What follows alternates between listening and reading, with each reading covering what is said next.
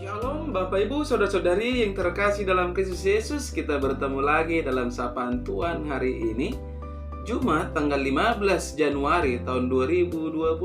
Sebelumnya mari kita bersatu di dalam doa. Damai sejahtera Allah yang melampaui segala akal, itulah yang memelihara hati dan pikiranmu di dalam Kristus Yesus Tuhan kita. Amin.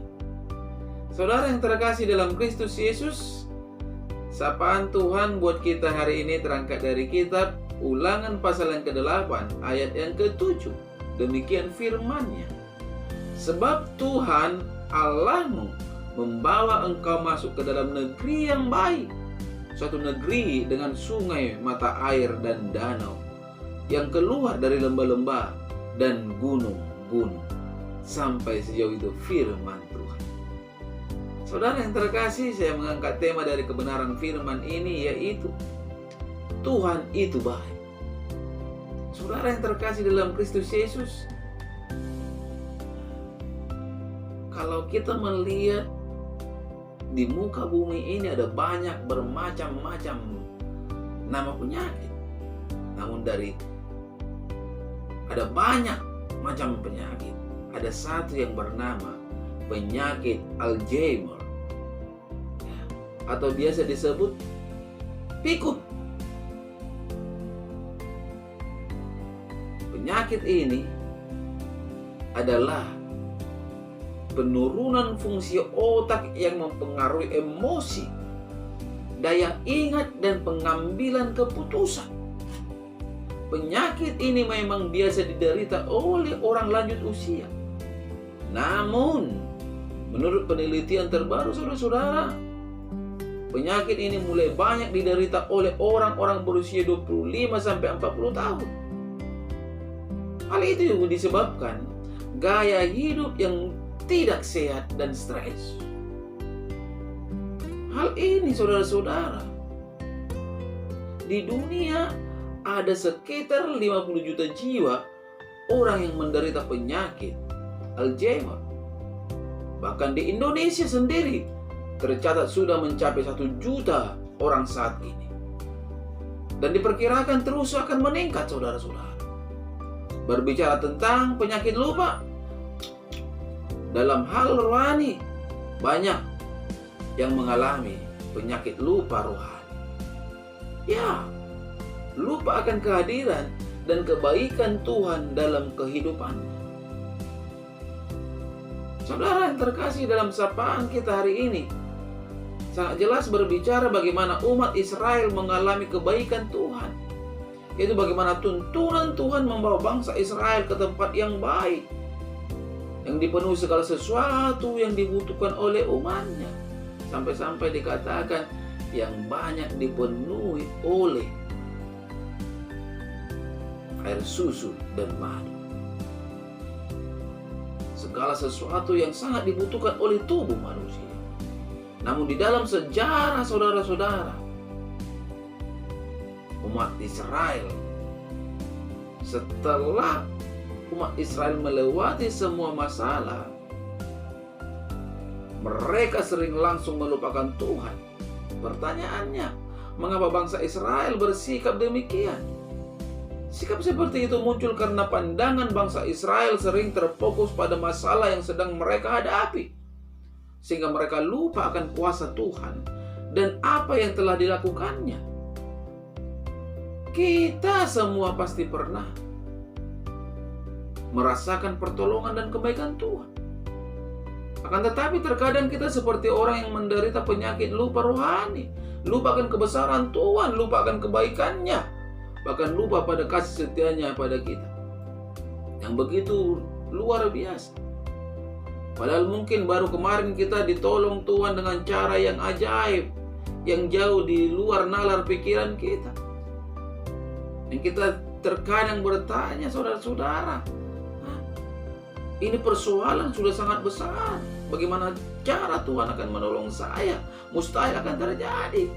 Tetapi tiada yang mustahil bagi Tuhan. Kenyataannya kita bisa ada sebagaimana ada pada saat ini. Itu semua karena kebaikan dan kemurahan Tuhan. Saudara yang terkasih, Saat kita fokus pada masalah atau kesulitan, maka kita tidak akan pernah dapat fokus pada Tuhan. Demikian pula sebaliknya. Itu sebabnya jangan pernah melupakan kebaikan Tuhan, saudara-saudara. Tetapi tetaplah percaya bahwa Tuhan itu, bahwa Dia yang kasihnya tidak pernah berubah. Dan untuk selama-lamanya Dia akan tetap mengasihi kita. Tuhan selalu peduli dan mengerti akan hidup anak-anak. Saudara yang terkasih dalam Kristus Yesus, melalui sapaan kita saat ini, kita diajak menjadi pribadi yang tidak mau terkontaminasi dengan situasi yang terjadi, sehingga kita meninggalkan Tuhan, tetapi tetap percaya dan mau melakukan apa yang Tuhan perintahkan kepada umatnya, untuk hidup tetap di dalam kasih dan mengasihi, untuk tetap mau melihat dan memahami serta mengenal Tuhan kita itu adalah Allah yang begitu baik dan peduli akan hidup kita. Coba kita renungkan, saudara-saudara, dan pahami mengapa Tuhan menciptakan manusia di hari terakhir, mengapa tidak di hari pertama. Itu semua karena kepedulian Tuhan akan hidup kita. Tuhan terlebih dahulu menciptakan apa yang perlu dalam hidup manusia itu. Setelah tersedia segala sesuatunya, barulah Tuhan ciptakan manusia. Inilah kebaikan Tuhan terhadap kita manusia. Ingatlah, Tuhan kita itu baik dan teramat baik. Itulah sebabnya dengan tegas Daud mengatakan di dalam Mazmur 145 yang ke-9, Tuhan itu baik kepada semua orang dan penuh rahmat terhadap segala yang dijadikan. Coba kita renungkan, saudara-saudara, dalam hidup kita ini. Apakah kita sama seperti bangsa Israel yang sering melupakan kebaikan Tuhan? Amin. Kita bersatu dalam doa. Bapa di surga, Bapa yang baik, Bapa yang selalu mengasihi kami, segala puji dan syukur patutnya panjatkan kehadirat-Mu, di mana oleh kebenaran firman-Mu Tuhan kami bisa ada sebagaimana ada pada saat ini. Terlebih lagi firman-Mu telah berkumandang melalui media YouTube di pagi hari ini, yang mengajak kami Tuhan untuk memahami dan mengenal siapa Tuhan kami. Dia adalah Allah yang begitu baik dan teramat baik dalam hidup ini. Tuhan, mari Engkau menerangkan kebenaran firman-Mu ini di dalam setiap kehidupan para pendengar dimanapun mereka berada. Olehnya Tuhan Yesus, mereka menjadi pribadi-pribadi yang akan bersaksi bahwa Yesus adalah Tuhan. Izinkan Tuhan ketika mereka lemah, mereka mendapatkan kekuatan. Ketika mereka sakit, mereka mendapatkan kesembuhan. Ketika mereka berhadapan dengan persoalan, mereka mendapatkan jalan keluar. Karena memang tiada mustahil bagi Engkau ya Tuhan Yesus.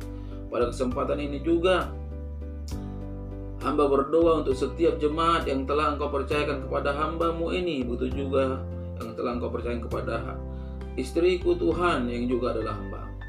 Berkati rumah tangga mereka, berkati pekerjaan dan usaha mereka. Setiap yang sakit dari umat-Mu Tuhan, mari Engkau sembuhkan. Begitu juga hamba berdoa untuk saudara-saudariku Tuhan yang jauh dari hamba-Mu. Engkau balut bungkus mereka dengan kasih dan kuasa-Mu, sehingga yang sakit disembuhkan, yang lemah dikuatkan, sebagaimana itu aku, Mama Ella, yang tidak henti-hentinya hamba berdoa untuk. Kiranya Tuhan, Engkau mendengarkan seruan hamba-Mu, sehingga itu aku mendapatkan kuasa kesembuhan yang ajaib. Begitu juga Tuhan, mari Engkau yang selalu membungkus istriku dan anak-anakku Tuhan, yang saat ini bersama dengan hamba.